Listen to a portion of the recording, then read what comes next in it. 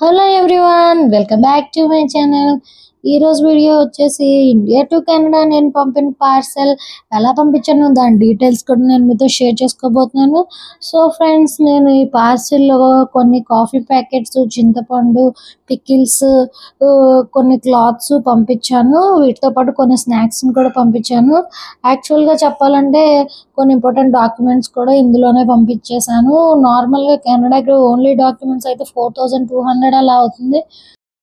So కొంచెం ఆలోచించుకొని మా వాళ్ళకి అవసరమైన ఐటమ్స్తో పాటుగా డాక్యుమెంట్స్ని కూడా నేను ఇందులో పంపించాను. ప్యాకింగ్ అయితే చాలా బాగా చేశారు. పికిల్స్ ప్యాకింగ్ అయితే ఎక్స్ట్రా కవర్ పెట్టి మరి ప్యాక్ చేశారు. ప్యాకింగ్ అయితే నాకైతే నచ్చింది. మొత్తం కలిపి 4 కేజెస్ వచ్చింది. 4 కేజెస్కి 5500 అలా చార్జ్ చేశారు. సో ఇవి బల్క్గా కనుక మనం కనుక పంపించినట్లయితే 10 కేజెస్ అలా పంపిస్తే 7500 అలా అవుతుంది. ఇంకా ఎక్కువ పంపిస్తే వితిన్ 10,000లోనే మనకి ఈ 10 to 15 కేజెస్ వరకు పంపించుకోవచ్చు. మావైతే 4 కేజెస్ వచ్చింది బాక్స్ అయితే.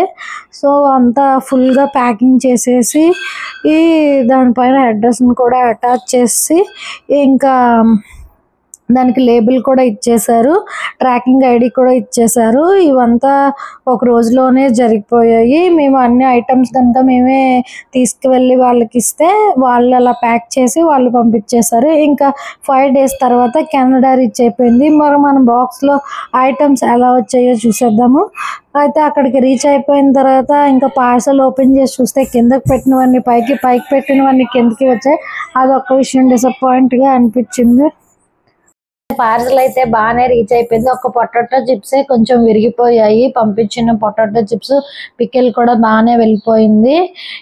బాగానే రీచ్ అయ్యి డాక్యుమెంట్స్ అయితే క్లాత్స్ మధ్యలో పెట్టి ప్యాక్ చేసి నేను పంపించాను.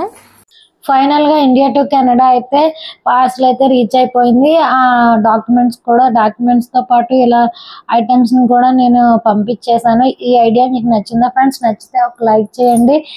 మీకు ఈ పార్సల్ గురించి ఏమైనా డౌట్స్ ఉంటే కామెంట్ చేయండి. నా ఛానల్ సబ్స్క్రైబ్ చేసుకోవడం మర్చిపోవద్దు. ఇంకా మంచి వీడియోస్తో మళ్ళీ మీ ముందుకు వచ్చేస్తా. Thank you for watching.